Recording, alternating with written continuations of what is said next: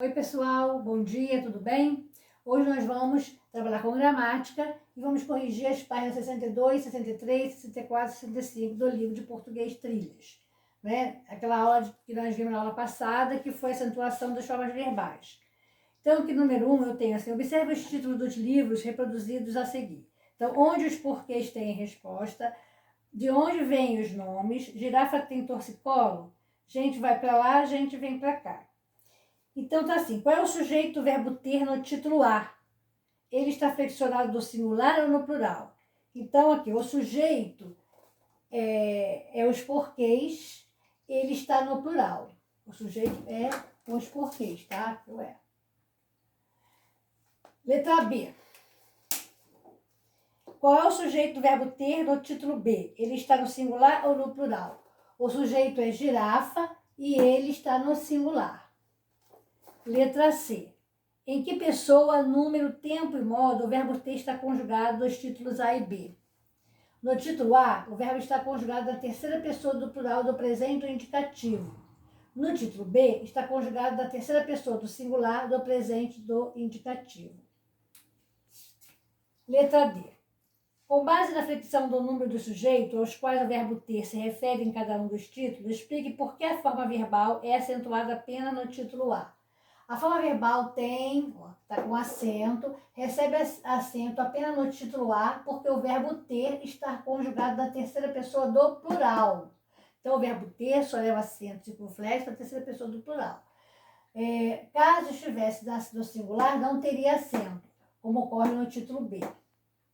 Número 2. Agora, observe os títulos C e D e explique por que a forma verbal é acentuada apenas no título C.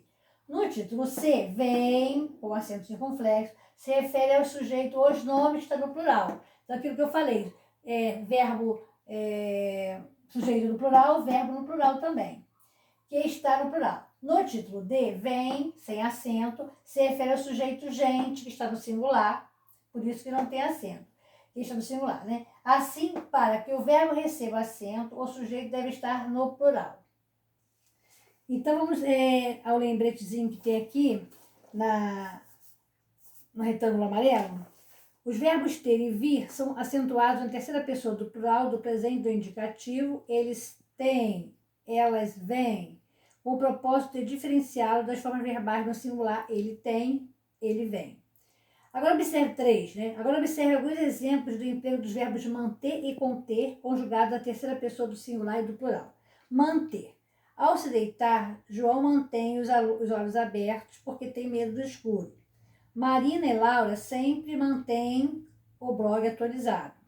Agora vamos ver o verbo conter. Este manual contém todas as informações necessárias para montar aquele aparelho. E esses galões contêm 30 litros de água para cada um. Então, o verbo manter, quando está na terceira pessoa do singular, ele recebe acento agudo. E quando ele está na terceira pessoa do plural, ele recebe acento circunflexo. O verbo conter também. Quando ele está na terceira pessoa do singular, ele recebe acento agudo. E quando ele está na terceira pessoa do plural, ele recebe acento circunflexo. O que é possível concluir quanto às formas verbais destacadas nos exemplos, quando conjugada a terceira pessoa do singular e do plural? Pode-se concluir que essas formas verbais oxítonas recebem acento agudo no singular e acento circunflexo no plural. Agora vamos para atividades da página 64. Número 1. Complete as frases com os verbos indicados entre parênteses, conjugando-os no presente indicativo de acordo com o sujeito de cada frase. Os gatos sempre miam quando tem fome, acentuado. Por quê? Porque o sujeito está no plural. Quando o sujeito está no plural, o verbo tem que ficar no plural. Minha irmã é muito organizada, sempre mantém o quarto arrumado. Então, minha irmã é o sujeito, ela está no singular, então o verbo tem que estar no singular. O verbo manter é o derivado do verbo ter, então ele leva acento agudo na terceira pessoa do singular. Aquele livro de história contém informações importantes sobre o nosso país. Aquele livro de história é o sujeito, está no singular, então, portanto, o verbo tem que estar no singular. E o verbo conter é o derivado do verbo ter, então ele tem que levar acento agudo na terceira pessoa do singular. Algumas nuvens escuras que vêm do oceano indicam chuva forte. Algumas nuvens escuras é o sujeito, está no plural, então o verbo também está no plural. Então, toda vez que o verbo estiver no plural, ele leva acento circunflexo e ele vai concordar com o sujeito que está no plural. Número 2. Leia os pares de frases a seguir e acentue as formas verbais em destaque de acordo com as regras dos verbos ter e vir. Aí, letra A. Laura tem todas as respostas das questões de matemática. Então, Laura está no singular, ela é o sujeito. O verbo tem que estar no singular, então aí não tem acento. Agora vamos ver embaixo. Diversas ONGs têm lançado programas de combate à fome no Brasil. Então, o sujeito aí são diversas ONGs, está no plural. Então, o verbo tem que estar no plural. Então, diversas ONGs têm, com acento circunflexo, porque ele está concordando com o sujeito no plural. Agora, letra B. Todos os anos, milhares de estudantes vêm para a nossa cidade para prestar o vestibular. Então, milhares de estudantes é o sujeito, está no plural. Então, o verbo tem que estar no plural. Então, o verbo no plural, ele é acentuado com acento circunflexo. A sua ajuda sempre vem em boa hora. Sujeito a sua ajuda. Então, ele está no singular. Então, o verbo também tem que estar no singular. E verbo no singular não tem acento.